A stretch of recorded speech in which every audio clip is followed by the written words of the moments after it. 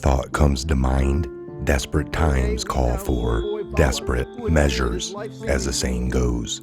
As the presidential election nears, Democrats, the media, and the never-Trumpers realize that President Trump is still popular, incredibly at a 40% approval among likely black voters, according to Rasmussen. Their chosen candidate, Joe Biden, belongs in a memory care center rather than the White House, as this video from Joe's recent appearance on The View demonstrates. One only needs to look at the faces of the harpies on the show as Joe struggles to utter a coherent sentence. We're all very much dumber for having listened to this, but we must. 7 women accuse you of touching them without their permission. Are you sorry for what you did? Are you prepared to apologize to those women? Look, here's the deal. I am so, like, for example, I actually thought in my head when I walked out here, I mean, do I know we're friends. It's tricky. No, but I should be able to read better. But I have never in my life done anything in approaching a woman that has been other than trying to bring solace. I'm used to, like one of your staff was, I think it's really important we listen. Whether I sit down next to somebody and it's not invited to sit down. So that's my responsibility. I have to be more aware, and it's totally legitimate. But anyway, I think it's legitimate, and I think it is, and to anyone.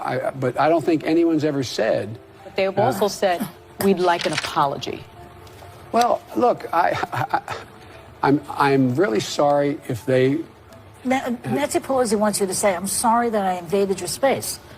Sorry, I invaded your space. I mean, I'm sorry this happened. Yeah. But I'm not sorry in the sense that, look, I was.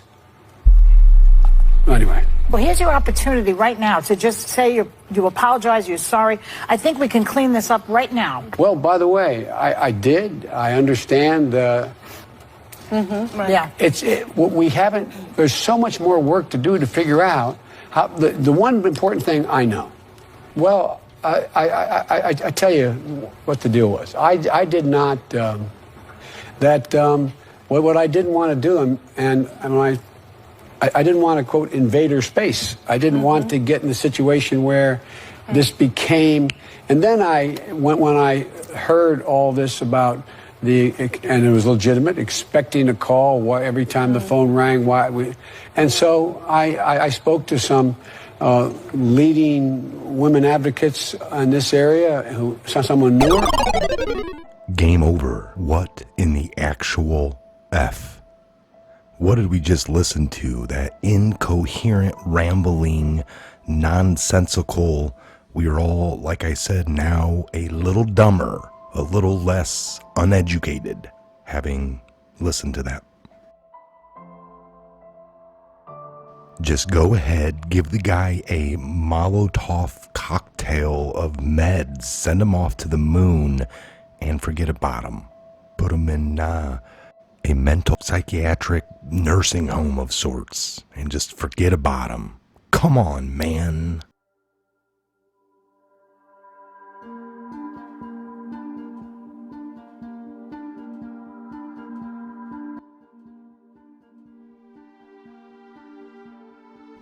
As the Senate has finally awoken to its oversight responsibility, its whole reason for existence, and is beginning to hold hearings over the Obamagate sedition conspiracy that we've all known about, that I've reported on here for 3 solid years, taken a lot of abuse, same as all of you, because the truth and D-class is finally here, which the media is dutifully refusing to cover, as they are now just too busy chasing and fact-checking Trump's latest tweets. I mean, they were able to cater this whole lie in day by day, minute by minute, hour by hour, but now, as they still control the narrative, they're on to the, fake pandemic, and they're just too busy to go back and correct the record as the D-class comes and the truth rolls out. A waterfall of it, mind you. Several media stories presented as gospel are now crumbling as fast as the Russia collusion fable, which we heard about nonstop, like I said, for about 4 years now from the DNC and the cable news, fake news, lamestream, mainstream media. It will be interesting to see now what the media chooses to cover and what they conveniently ignore about the Chinese virus and the now peaceful protest riots, right?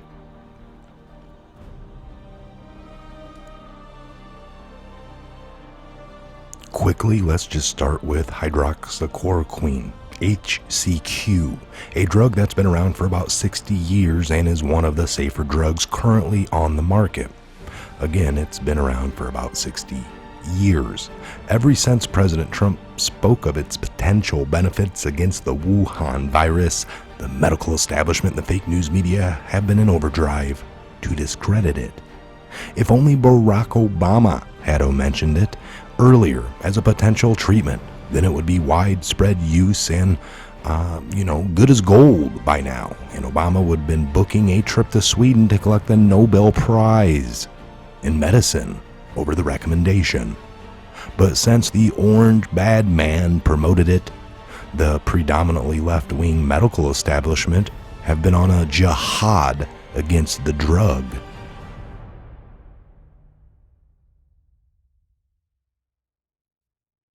The Lancelot, a once prestigious medical journal, recently retracted a study they published, supposedly debunking any benefits of HCQ.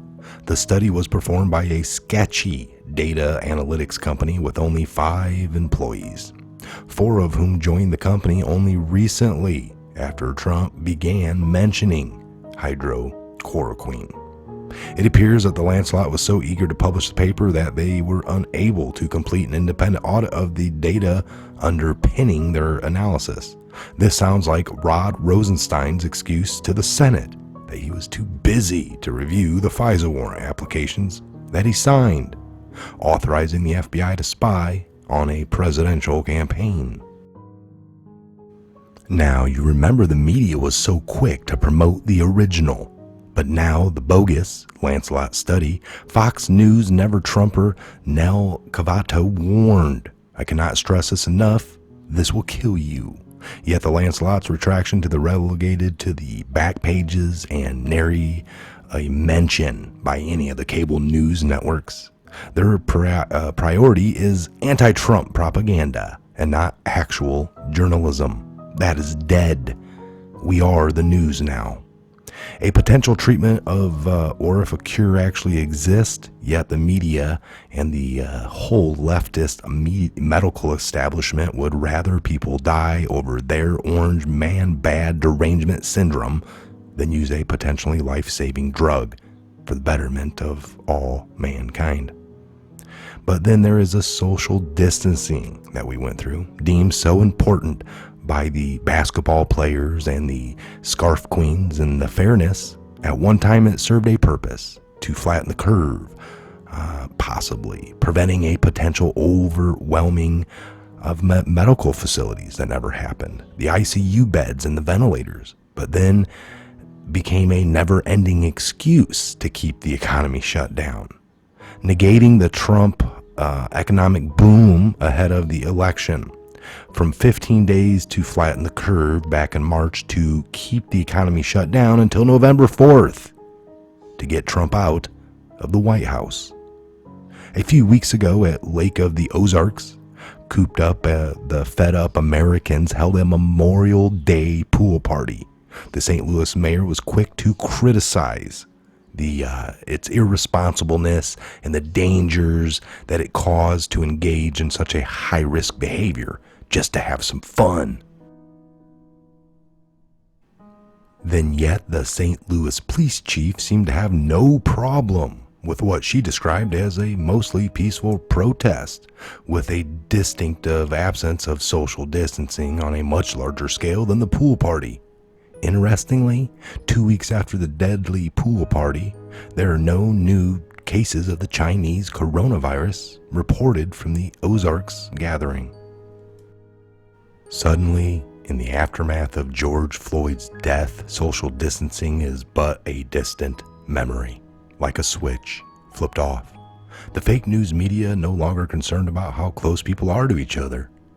Over 1,000 health professionals signed a letter, "Don't shut down protests," using coronavirus concerns as an excuse. I'll bet these are the very same professionals that told us Americans would die on a mass scale when state governors began reopening their states. I wonder how many of these health professionals rendered a psychiatric diagnosis of Trump's unfitness for office without ever examining him, just watching him on the TV. Yes, these are all the same clowns. Remember the nurses posing for Instagram photos or the TikTok videos going all around the social medias the last few months with the message, "We stay home for you. Please stay home for us." Now those same nurses are applauding demonstrators not staying at home, not social distancing, not wearing masks, possibly paving the way for a surge of COVID cases in their hospitals. What a difference a political opportunity makes in this case of George Floyd's death. Why is there no concern over the potential surge in COVID cases due to the protest mass gatherings in many major U.S. cities around the country? Fake news superstar New York Times warned a few weeks ago, governors face intensifying pressure to reopen their economies, but experts warned it could mean thousands of new deaths. A few weeks later, we have mass gatherings that don't seem to faze the New York Times. Why is this? And why is that? The same mayors that threaten to arrest anyone walking on an empty beach or giving a haircut are happy to have thousands gather in their city streets, defying the distancing rules by orders of magnitude. And all one must do is ask themselves, were they lying then, or are they lying now?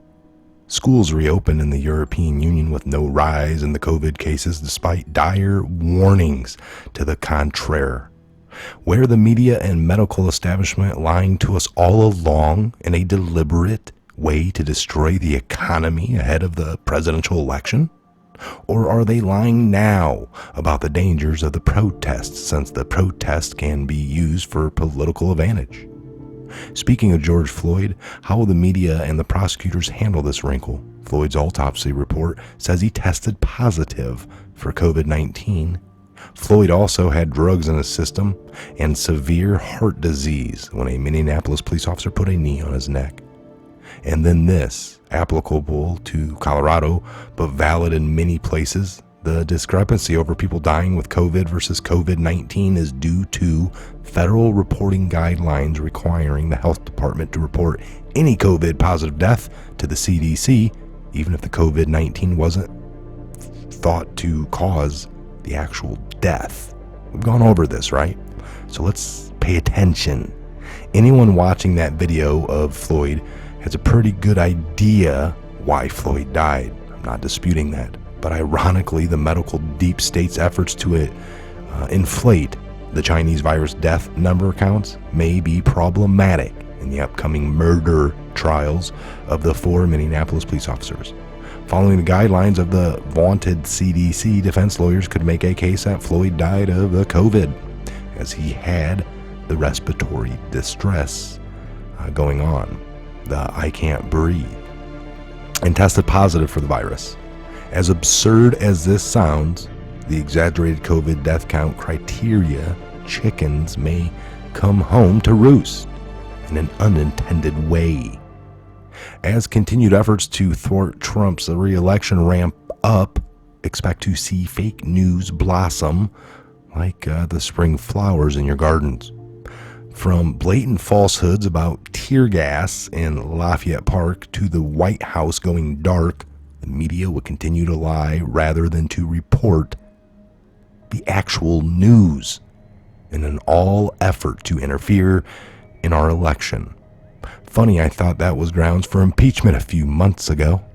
Remember, as Q says, the news is fake, but the war is real. Again, I am Michael. This is the Patriot Hour. God bless, Godspeed to each and every one of you. And where we go one, we go all. And again, never underestimate the power of a room full of evil idiots. They sometimes can pull things off. Desperate fake news media is in overdrive. Again, keep your head on a swivel. I'm Michael. God bless.